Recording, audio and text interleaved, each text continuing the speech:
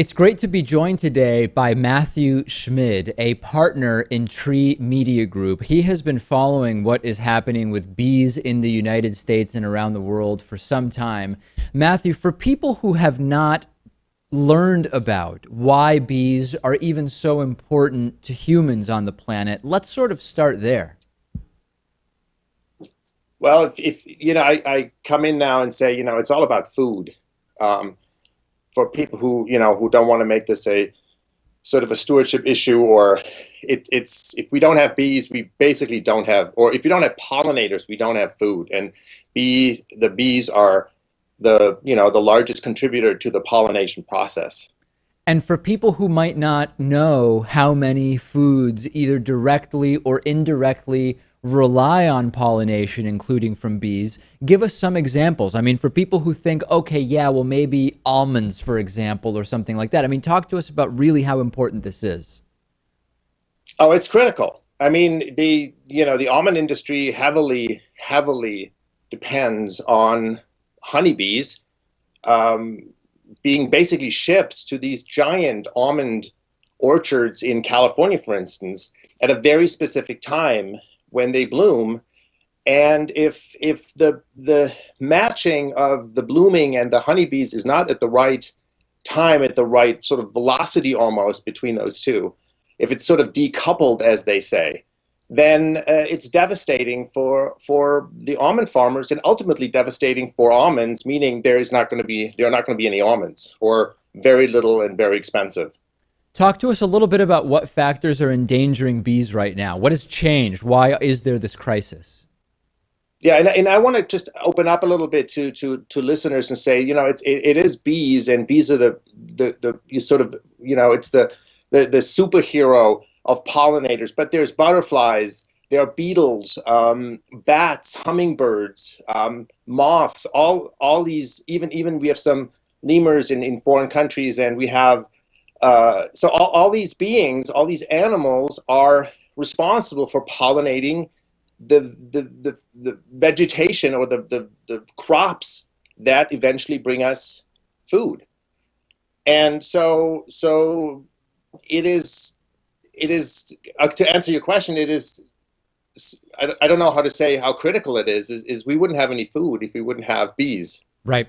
And so I mean, now, as far as the problems, tell us what's going on with bees. right. So the problems, right. That was your question. So the problems is there is, everybody knows about the collapse, the colony collapse disorder. People are still riddling what this is. People are slowly understanding it. It's anything from pathogens, illnesses that they pick up, to weak. They're just weak, and some of them. And the association, for instance, for the bee, the Honeybee Association of North America, also the gentleman told me it's exhaustions of the bees. They're being transported everywhere now, all over the country. It's become a business, and they're exhausted, and so they collapse. The colony collapsed because I think the bee colony is a very, it's a very not fully understood yet organization that belongs together. And if anything goes wrong within its colony, the weaknesses show up. But if we look at the broader picture, we have habitat loss, habitat destruction. We have, specifically to bees, we have imported, I was told, a lot of imports from foreign countries, especially Asia, and they bring diseases with them. But I want to be careful with that, because I'm not an expert in that field. We also have, we have chemicals.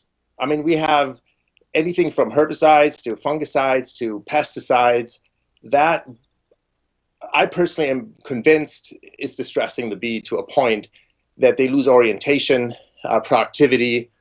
So it's a multiple factor. There's also climate change for the native bees. So also to be understood is that the honeybee is a bee that was imported by the Europeans when they came to America. But America itself, United States, or the American continent, has 4,000 native bees. Some of them, or most of them, are actually stingless, and they contribute also a great deal to pollination.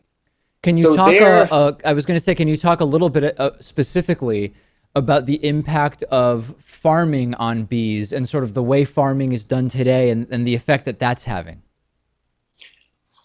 Well, yeah, I mean, the problem that we're having today is that we live in a monoculture thinking society. We think, oh, here's an almond orchard, and, we need the almond flowers to be pollinated.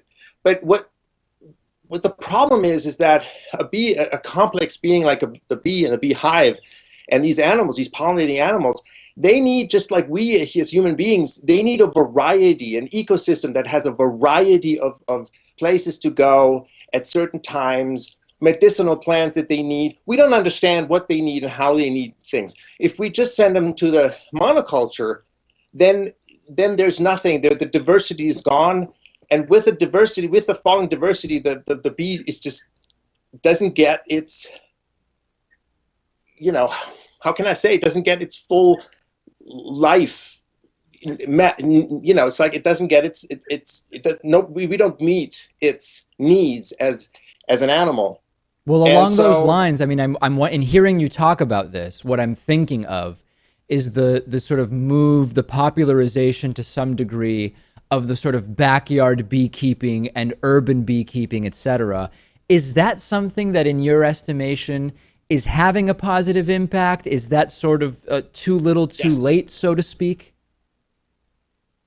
I think that no, it's definitely not too little, and it's not too late. I mean, I set up this shot, so you see that right behind me, there's a lot of bees on that thistle that's about to bloom and then throw off its seeds.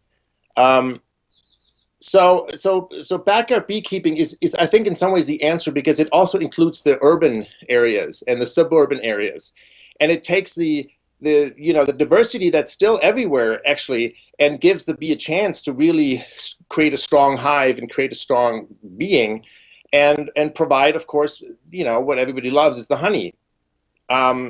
So that's there's a lot of solutions in that area, and I think that's what we have to do. In the farm society has to understand, that community has to understand that they have to do the same thing. They have to start creating diversity on their farmland.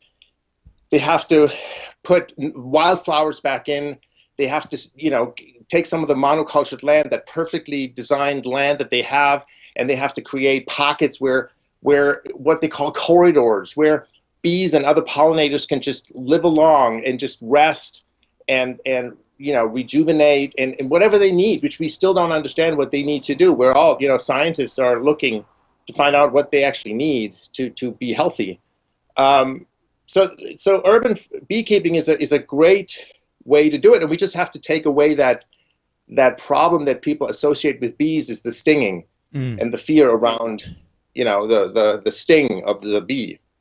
Last thing I want to touch on, if we can, is the invasive species. This is something I've read about to some degree, and there are actually invasive species that are very damaging to bee populations.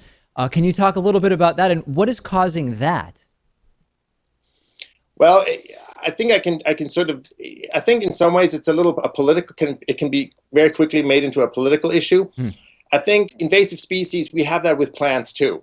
So, I live in California, and, we have all these plants from all over the world. We have all these trees, incredible. People bring their trees, and so invasive species or not native species is basically, it has to do with what we call a pollinator partnership. So the pollinators have a partnership with plants, and those plants are, of course, native, right? Because the bee comes from this place, so it looks for its plant. So if we take out that plant and plant in an invasive species, not to use the word invasive, just a foreign plant, then the process of decoupling is already happening, and we're distressing that pollinator, that particular pollinator. So when it comes to the bigger picture, is invasive species, of course, the real ones, the ones that are officially now called invasive, are taking over states, I've heard. And nothing comes to mind right now, but somebody just told me about a plant that literally took over a state and is horribly destructive to pollinators. And so yes, so we have to really rein in. We have to understand that they have to be taken out. And the big thing, and President Obama has understood this, and he signed sort of a pollinator executive order. We need to really put in the native plants. And native doesn't mean California is different than Michigan, the second biggest agricultural state in the U.S. So we have to put these native plants back in, and that gives the chance again for the coupling, for the matching of these partnerships between bees and the plants. We've been speaking with Mathew Schmid. He is a partner in Tree Media Group, a hugely, hugely important issue that really everybody should be aware of. Mathew, thank you so much for talking to us about this. Thank you for having me on your show.